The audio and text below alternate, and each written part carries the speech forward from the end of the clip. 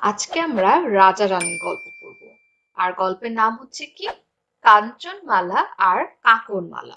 আমরা দেখি এই গল্পে আমাদের জন্য কি অপেক্ষা করছে। আমরা তাহলে গল্পটি শুরু করি। অনেক দিন আগের কথা। এক দেশে ছিল এক রাজা। রাজার একটাই পুত্র। রাজপুত্রের সঙ্গে সেই রাজ্যের রাখাল ছেলের খুব ভাব। দুই বন্ধু পরস্পরকে খুব ভালোবাসে। রাখাল মাঠে গরু চড়ায় আর রাজপুত্র গাছতলায় বসে তার জন্য অপেক্ষা করে। নিঝুম দুপুরে রাখাল বাঁশি বাজায়। রাজপুত্র তার বন্ধু রাখালের গলা জড়িয়ে বসে সেই সুর শুনে। বন্ধুর জন্য বাঁশি বাজিয়ে রাখাল বড় সুখ পায়। আর সেই বাঁশির সুর শুনে রাজপুত্রের মন খুশিতে ঝলমলিয়ে ওঠে। রাজপুত্র বন্ধুর কাছে প্রতিজ্ঞা করে, বড় হয়ে রাজা হলে রাখালকে তার মন্ত্রী বানাবে। তারপর একদিন রাজপুত্র রাজা হয়। লোক লস্কর সৈন্য সামন্তে গম গম করে তার রাজপুরী। রাজপুরী আলো করে থাকে রানী কাঞ্চনমালা। চারিদিকে সুখ। এত সুখের মধ্যে রাখাল বন্ধুর কথা মনেই থাকে না রাজার। রাজপুত্র বন্ধুকে ভুলে যায়। এদিকে রাখাল বন্ধুর কিন্তু খুব মনে পড়ে বন্ধু রাজপুত্রের কথা। শেষে সে একদিন চলেই আসে বন্ধুকে একটুখানি দেখার জন্য। কিন্তু রাজপ্রাসাদের রক্ষীরা অমন গরিব রাখালকে ভেতরেই ঢুকতে দেয় না। মন ভরা কষ্ট নিয়ে সারাদিন প্রাসাদের দরজার সামনে দাঁড়িয়ে থাকে সে। রাজার দেখা মেলে না। দিন শেষে মনের কষ্ট নিয়ে দুঃখী রাখাল চলে যায়, কেউ তা জানে না। কিন্তু ভোরবেলা যখন তার ঘুম ভাঙে, তখনই দেখা যায় কি সর্বনাশ ঘটেছে। রাজা দেখে যে তার শরীরে গেঁথে আছে অগণিত সূঁচ। রাজা কথা বলতে পারেন না, শুতেও পারেন না, খেতেও পারেন না। রাজ্য জুড়ে কান্নাকাটির রোল পড়ে যায়। রাজা বোঝেন প্রতিজ্ঞা ভঙ্গের সেই অপরাধেই আজকে তার এই দশা। রানী কাঞ্চনমালা চোখের জল মুছতে মুছতে রাজ্য দেখাশোনা শুরু করেন। কাঞ্চনমালা একদিন নদীর ঘাটে স্নান করতে যান। কোথা থেকে জানি একটা মেয়ে এলো, এসে তাকে বলে রানীর যদি দাসীর দরকার হয় তো সে দাসী হবে। রাজার শরীর থেকে সূচ খোলার জন্য একজনের দরকার ছিল রানী কাঞ্চনমালার। মেয়েটাকে সেই কাজের জন্য নিয়ে নেন রানী। নদীর ঘাটে গেছেন রানী, সঙ্গে তার কি করে থাকে টাকা কড়ি। তখন হাতের সোনার কাকন দিয়ে রানীকে কিনতে হয় ওই দাসীকে। তাই সেই দাসীর নাম হয় কাকনমালা। গায়ের গয়নাগুলো কাকনমালার কাছে রেখে নদীতে ডুব দিতে যান রানী। চোখের পলকে কাকনমালা রানীর সব গয়নার শাড়িটা পরে নেয় সে। রানী ডুব দিয়ে উঠে দেখেন দাসী হয়ে গেছে রানী, আর রানী কাঞ্চনমালা হয়ে গেছেন দাসী। নকল রানী কাকনমালার ভয়ে কাঁপতে থাকে কাঞ্চনমালা, কাঁপতে থাকে রাজপুরীর সকলে। সকলে ভাবতে থাকে তাদের রানী তো আগে এমন ছিল না। সুচবাঁধা রাজা জানতেই পারেন না তার রাজ্যে আরেক কি ঘোর ঝামেলা এসে গেছে। দুঃখিনী কাঞ্চনমালা রাজবাড়ির সকল কাজকর্ম করেন, চোখের জল ফেলেন। হাতে কাঞ্চনমালার একটুও ফুসরত থাকে না। কিভাবে সুচ রাজার যত্ন করবে, কিভাবে তার পাশে দুদণ্ড বসবে। নকল রানী রাজার দিকে ফিরেও তাকায় না। রাজার কষ্টের সীমা থাকে না। সূচ পেথা শরীর ব্যথায় টনটন করে, চিনচিন করে জ্বলতে থাকে। গায়ে মাছি এসে বসে ঝাঁকে ঝাঁকে। কে তাকে বাতাস করে আর কেই বা তাকে দেখে। একদিন নকল রানী কাঞ্চনমালাকে এক গাদা কাপড় ধুতে পাঠায় নদীর ঘাটে। কে পাঠায়? সেই কাকনমালা। মাথায় কাপড়ের বোঝা নিয়ে কাঞ্চনমালা এক পা এগোন এক পা থামেন। চোখের জলে তার বুক ভেসে যেতে থাকে। এমন সময় কাঞ্চনমালা শোনেন বনের পাশের গাছতলা থেকে কেমন এক অদ্ভুত মন্ত্র কে জানি বলেই যাচ্ছে। পাই ১,০০০ সূচ, তবে খাই তরমুজ। সূচ পেতাম ৫,০০০, তবে যেতাম হাট বাজার। যদি পাই লাখ, তবে দেই রাজ্যপাট। মাথার বোঝা নামিয়ে কাঞ্চনমালা যান ছুটে তার কাছে। বলেন, লাখ লাখ সূচ চাও তো? আমি দিতে পারি। এ কথা শুনে সে মানুষ ঝটপট তার সুতার পুঁটলি তুলে নিয়ে কাঞ্চনমালার সাথে হাঁটা ধরে। যেতে যেতে পথে কাঞ্চনমালা চোখের জল ফেলতে ফেলতে দুঃখের সব কথা বলে। অচেনা মানুষ শুনে শুনে তার মুখ থমথমে হয়ে যেতে থাকে। রাজপুরীতে গিয়ে ওই অচিন মানুষ সূচ নেবার কথাটাও বলে না, বলতে থাকে অন্য কথা। বলে, আজকের দিন বড় শুভ দিন। আজ হচ্ছে পিঠপুরুলির ব্রত। আজকের দিনে রানীদের পিঠা বিলাতে হয় এমনটাই নিয়ম। নকল রানী পিঠা বানাতে চায়, সে কাঞ্চনমালাকেও পিঠা বানাতে ফরমাস দেয়। নকল রানী বানায় পিঠা, সে পিঠা কেউ মুখেও তুলতে পারে না, এমনই বিস্বাদ। দক্ষিণী কাঞ্চনমালা বানান চন্দ্রপুলি, মোহনবাসী, ক্ষীরমুরুলি পিঠা। মুখে দেওয়া মাত্রই সকলের মন ভরে যায়, এমনই তার স্বাদ। নকল রানী উঠানে আলপনা দিতে যায়, কোথায় নকশা কোথায় কি, এখানে এক খাবলা রং লেপে দেওয়া, ওখানে এক খাবলা লেপা, দেখতে যে কি অসুন্দর দেখায়। আর কাঞ্চনমালা আঁকেন পদ্মলতা, তার পাশে আঁকেন সোনার সাত কলস, ধানের ছড়া, ময়ূর পুতুল। লোকে তখন বুঝতে পারে কে আসল রানী আর কে দাসী। তখন সেই অজানা মানুষটা কাকনমালাকে ডাক দেয়, অর্থাৎ নকল রানীকে ডাক দেয়। বলে, হাতের কাকনে কেনা দাসী, জলদি সত্যি কথা বলো। কাকনমালার সে কি রাগ এ কথা শুনে, সে গর্জে উঠে জল্লাদকে হুকুম দেয়। অচেনা মানুষ জল্লাদ ওদের ধরতে আসার আগেই অচেনা মানুষ তার সুতার পুঁটলিকে হুকুম দেয়, এক গোছা সুতা গিয়ে জল্লাদকে আষ্টে পৃষ্ঠে বেঁধে ফেলে। নকল রানী আবার গর্জে ওঠার আগেই অচিন মানুষ নতুন মন্ত্র পড়া ধরে, সুতুন সুতুন সরুলি কোন দেশের ঘর। সঙ্গে সঙ্গে লাখ লাখ সুতা রাজার গায়ে লাখ লাখ সূচে ঢুকে যায়। আবার মন্ত্র পড়ে অচিন মানুষ, সব সুচ রাজার শরীর থেকে বেরিয়ে এসে নকল রানীর চোখে মুখে বিঁধে যায়। জ্বালা যন্ত্রণায় ছটফট করে নকল রানী, শেষে নকল রানী মারা যায়। কাঞ্চনমালার দুঃখের দিন শেষ হয়। এদিকে রাজা বহু বছর পরে চোখ মেলেন, সামনে কে যেন দাঁড়িয়ে, কে, সেই রাখাল বন্ধু। রাজা দুহাতে জড়িয়ে ধরেন তাকে।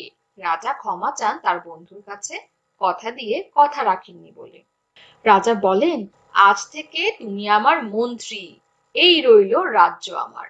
শুধু তুমি আমার পাশে থেকো, সারা জীবনের জন্য থেকো। রাখাল বন্ধু কি তখন না থেকে পারে? রাজা তার বন্ধুকে নতুন সোনার বাঁশি গড়িয়ে দেন। রাখাল সারাদিন মন্ত্রীর কাজ করে, প্রজাদের দুঃখ সরিয়ে তাদের মুখে হাসি আনে। সারাদিনের কাজ শেষে রাজা বন্ধুকে নিয়ে যান। পুরনো দিনের মতো রাখাল বন্ধু তখন বাঁশি বাজায়, আর রাজা সেই সুর শুনেন। সুখে রাজার মন ভরে ওঠে। আর এভাবেই চলতে থাকে দুই বন্ধুর জীবন। তাহলে আমরা এই গল্পে কি পড়লাম? আমরা এই গল্পে দেখলাম যে রাজা তার প্রতিজ্ঞা ভঙ্গের ফলে কি শাস্তি পেয়েছিল এবং কিভাবে তার রাখাল বন্ধু রাজাকে অসুস্থতা থেকে রক্ষা করলেন এবং নকল রানীকে শিক্ষা দিলেন। আমরা তাহলে এখন অনুশীলনীতে চলে যাই। আমরা যে শব্দগুলো পড়লাম সেগুলোর অর্থ জেনে নিই। পরস্পর অর্থ কি? একের সঙ্গে অন্যের। রাখাল অর্থ কি? যে মাঠে গরু, মহিষ, ছাগল ও ভেড়া চড়ায়। নিঝুম মানে নিঃশব্দ, সম্পূর্ণ নীরব। অপেক্ষা অর্থ প্রতীক্ষা বা চেয়ে থাকা। জড়িয়ে মানে বুকে চেপে ধরা। ঝলমলিয়ে মানে হচ্ছে উজ্জ্বল হয়ে যাওয়া। প্রতিজ্ঞা অর্থ পণ করা। লোক লস্কর মানে কি? মানুষজন। রাজপ্রাসাদ অর্থ রাজার বাড়ি। রক্ষী অর্থ প্রহরী, যে পাহারা দেয়। দুঃখী অর্থ যার মনে কষ্ট আছে। সর্বনাশ অর্থ মারাত্মক ক্ষতি। অগণিত মানে অসংখ্য। রাজ্য জুড়ে মানে কি? দেশ জুড়ে। দাসী অর্থ চাকরানী। স্নান অর্থ গোসল। আস্তাকুর অর্থ কি? আবর্জনা ফেলার জায়গা, আমরা ডাস্টবিনও বলে থাকি। কাকন অর্থ হাতের রূপো বা সোনার চুড়ি। চোখের পলকে মানে এক নিমিষে। যত্ন অর্থ সেবা করা। ঘোর অর্থ অনেক বেশি অথবা গভীর। কষ্ট অর্থ দুঃখ। সঙ্গে মানে আমরা জানি সাথে। রাজপুরীর মানে রাজার বাড়ির। ফুসরত মানে অবসর। সুদবেধা মানে সুই ফোঁটা। দুদণ্ড মানে একটুকু সময়। টনটন মানে যন্ত্রণা বোঝায় এমন একটা অনুভূতি। চিনচিন মানে অল্প অল্প ব্যথা। এক গাদা মানে কি? অনেকগুলো। অদ্ভুত মানে আশ্চর্যজনক। পুঁটলি মানে কি? বচকা বা থলে। আর পিঠকুডুলির ব্রত মানে কি? হিন্দু ধর্মের এক ধরনের আচার বা নিয়ম। ফরমাস মানে আদেশ, আর মন্ত্র মানে হিন্দুদের পূজায় ব্যবহৃত পবিত্র বাক্য বা শব্দ। চন্দ্রপুলি হচ্ছে এক ধরনের পিঠা। আলপনা মানে মেঝে, দেওয়াল বা সিঁড়িতে অঙ্কিত নকশা। পদ্মলতা হচ্ছে এক ধরনের পিঠা। বিষাদ মানে কি? খেতে মজা নয় এমন। স্বাদ মানে খেতে মজা, আর খাবলা মানে কি? এক মুঠো পরিমাণ। গর্জে ওঠা মানে কি? ডেকে হুংকার দেওয়া। গর্দান মানে শির। যন্ত্রণা মানে কষ্ট বা দুঃখ। ক্ষমা মানে মাফ করা। জ্বালা অর্থ ব্যথা দেওয়া। মন্ত্রী মানে কি? রাজার রাষ্ট্রপতির পরামর্শদাতা। আষ্টেপৃষ্ঠে মানে সর্বাঙ্গে। গড়িয়ে মানে তৈরি করে দেওয়া। আমরা এখন এই শব্দগুলো দিয়ে শূন্যস্থান পূরণ করব। শব্দগুলো কি? পরস্পরের, বিষাদ, আষ্টেপৃষ্ঠে, কূটনীতি, ফুসরো, টনটন, এবং সবগুলোর অর্থই আমরা জানি। তার হাতের রান্না এমন বিষাদ যে মুখেই তোলা যায় না। বৃদ্ধ লোকটি তার পুঁটলিটি সযত্নে একপাশে রেখে দিল। লোকটির কাজের চাপ এত বেশি যে দম ফেলার কি নেই, ফুসরত নেই, অর্থাৎ এতটুকুও সময় নেই। তার সমস্ত শরীর ব্যথায় টন টন করছে। তারা দুজন পরস্পরের বন্ধু, অর্থাৎ একে অপরের বন্ধু। গ্রামের মায়া ছেলেটিকে আষ্টে পৃষ্ঠে বেঁধে রেখেছে, অর্থাৎ সে গ্রাম ছেড়ে কোথাও যেতে চায় না, গ্রাম তার এত পছন্দের। আমরা এখন প্রশ্নের উত্তর দিই। রাজপুত্র কোথায় বসে রাখাল বন্ধুর বাঁশি শুনতো? আমরা গল্পে দেখেছি কি রাজপুত্র রাখাল ছেলের জন্য গাছতলায় বসে অপেক্ষা করত, এবং তখন রাখাল গরু চড়াতো।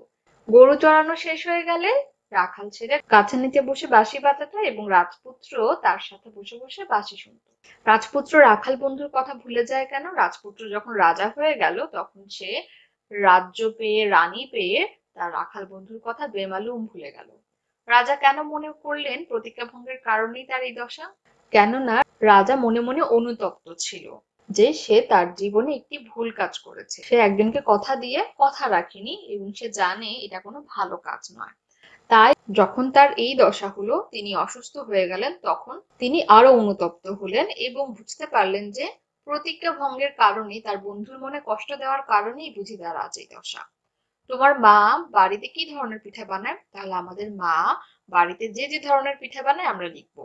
সেটা কি হতে পারে? আমরা শীতকালে অনেক ধরনের পিঠা খাই। ভাপা পিঠা, পুলি পিঠা, চিতই পিঠা, নারকেল পিঠা, নকশি পিঠা, ডিম পিঠা, অনেক ধরনের পিঠা হতে পারে। আমরা যে যা জানি লিখবো। অচেনা লোকটি রাজার প্রাণ রক্ষার জন্য এগিয়ে না এলে কি হতো? আমরা দেখেছি কিভাবে নকল রানী কাকনমালা রাজাকে উপেক্ষা করতো, তার কোনো সেবা যত্ন করতো না, এবং কাকন রানীর আদেশেই সম্পূর্ণ রাজ্য পরিচালনা হতো। তাই এই অচেনা লোকটি যদি রাজ্যে প্রবেশ না করতো, রাজার প্রাণ রক্ষা না করতো, রাজা ধীরে ধীরে সুচ বিধা অবস্থাতেই মারা যেতেন। তুমি কি মনে করো অচেনা লোকটির কারণেই রাজার প্রাণ রক্ষা পেল? তাহলে আমাদের কি মনে হয়, অচেনা লোকটির কারণে কি রাজার প্রাণ রক্ষা পায়নি? আমরা দেখেছি অচেনা লোকটি যখন বুঝলো যে অসুস্থ লোকটি আর কেউ নয়, তার বন্ধু, তখন অচেনা লোকটি রাজ্যে প্রবেশ করলো এবং বুদ্ধির জোরে কি করলো, সকলকে দেখিয়ে দিলেন যে কে আসল রানী কে নকল রানী, এবং তার মন্ত্রের জোরে তিনি কি করলেন, তার বন্ধুকে সুস্থ করে তুললেন। তাই এই অচেনা লোকটির কারণে রাজার প্রাণ রক্ষা পেল। গল্পটা তোমার কেমন লেগেছে, কেন এমন লেগেছে? তাহলে গল্পটা আমাদের কেমন লেগেছে বলবো, এবং যদি ভালো লাগে কেন ভালো লাগে সেটা বলবো, খারাপ লাগলে কেন খারাপ লেগেছে সেটাও বলবো। কিভাবে লোকেরা নকল রানীকে বুঝে ফেললো? আমরা জানি আসল রানী অনেক গুণবতী ছিলেন। তিনি সকল কাজের পটু ছিলেন। যেমন ভালো পিঠা বানাতেন, ঠিক তেমনই ভালো নকশা করতেন। তাই অচেনা লোকটি যখন বললেন যে রানীদের পিঠা বানাতে হবে, নকশা করতে হবে, তখন নকল রানীর পিঠা খেয়ে এবং তার খুব বাজে নকশা দেখেই সকলে বুঝে ফেললো যে এটা নকল রানী। রাজা কিভাবে তার প্রতিজ্ঞা পালন করলেন? রাজা অচেনা লোকটি, অর্থাৎ তার সেই ছোটবেলার রাখাল বন্ধুটিকে মন্ত্রী বানানোর কথা দিয়েছিলেন। তাই যখন সুযোগ পেলেন তাকে মন্ত্রী বানিয়ে তার প্রতিজ্ঞা পালন করলেন। কাঞ্চনমালা এবং কাকনমালার চরিত্রের তুলনামূলক আলোচনা করো। তাহলে আমরা কাঞ্চনমালা সম্পর্কে কি জেনেছি? তিনি ছিলেন আসল রানী। তিনি ছিলেন অনেক গুণবতী, তিনি খুব ভালো নকশা করতেন, তিনি অসাধারণ মজাদার খাবার রান্না করতেন, এবং তিনি রাজা এবং রাজ্যের মানুষকে অনেক ভালোবাসতেন। কাকনমালার চরিত্র ঠিক উল্টো। তিনি কি ছিলেন? তিনি ছিলেন লোভী এবং মিথ্যুক। সে রাজ্য টাকা পয়সার লোভে মিথ্যা রানীর অভিনয় করে গিয়েছিল, এবং তিনি রাজা এবং রাজ্যকে একটুও ভালোবাসতেন। আমরা এখন কিছু বিপরীত শব্দ জানবো এবং সেই শব্দগুলো দিয়ে ফাঁকা জায়গা পূরণ করব। কান্নার বিপরীত কি? হাসি। চেনার বিপরীত অচেনা। ভালোর বিপরীত মন্দ। বড়র বিপরীত ছোট। আলোর বিপরীত অন্ধকার। তাহলে আমরা এখন শূন্যস্থান পূরণ করি। সন্তানের মৃত্যুতে তিনি কি ধরে রাখতে পারলেন না? কান্না ধরে রাখতে পারলেন না। লোকটির ফাঁদে পা দিয়ে সে তার সবকিছু হারিয়েছে। তাহলে মন্দ লোকটির ফাঁদে পা দিয়ে সে তার সবকিছু হারিয়েছে। রাসেল বয়সে ছোট হলেও সংসারের অনেক কাজে মাকে সাহায্য করে। লোকটিকে আমি কোথায় যেন দেখেছি, খুব চেনা মনে হচ্ছে। বিদ্যুৎ চলে যাওয়ায় চারিদিকে কি নেমে এলো? কারেন্ট না থাকলে কি হয়? আলো না থাকলে অন্ধকার হয়ে যায়, অন্ধকার নেমে এলো। আমরা এখানে কিছু দ্বিরুক্তি দেখতে পাচ্ছি। অর্থাৎ একই শব্দ দুইবার ব্যবহার করা হয়েছে। আমরা এই ধরনের শব্দ আগেও পড়েছি। গল্পে আমরা কি পেয়েছি? ভন ভন, অর্থাৎ চারিদিকে মাছি ভন ভন করছে। আমরা দেখেছি রাজার গায়ে ঘা হয়ে গিয়েছিল, তার চারপাশে মাছি ভন ভন করতো। এমনই আমরা কিছু শব্দ আরো দেখি। টনটন, যেমন আমরা বলি ব্যথায় টনটন করছে। থই থই আমরা কখন ব্যবহার করি? যে পানিতে নদীটি থই থই করছে। তারপর রয়েছে কি রই রই। কন কন, ঝনঝন। ঝনঝন আমরা কখন বলি? কোনো কিছু ভেঙে গেলে বা থালা বাসনের আওয়াজ আমরা কি বলি? ঝনঝন। কনকন কখন বলি? আমরা বলি কনকনে ঠান্ডা। আর রই রই মানে কি? হট্টগোল। হট্টগোল বোঝাতে আমরা ব্যবহার করে থাকি। আমরা এখন আরো কিছু বিপরীত শব্দ দেখে নিই। সুখের বিপরীত কি? দুঃখ। মায়ার বিপরীত কি? নির্দয় বা নিষ্ঠুর। স্বাদের বিপরীত বিষাদ, কষ্টের বিপরীত শান্তি, নকলের বিপরীত আসল, রাজার বিপরীত রানী, রাজপুত্রের বিপরীত রাজকন্যা, অসুন্দরের বিপরীত সুন্দর, খুশির বিপরীত দুঃখী। তাহলে আমরা এই গল্পটি নিজেরাও পড়বো এবং আমাদের ছোট ভাই বোনদেরকেও মজার গল্পটি পড়ে শোনাবো।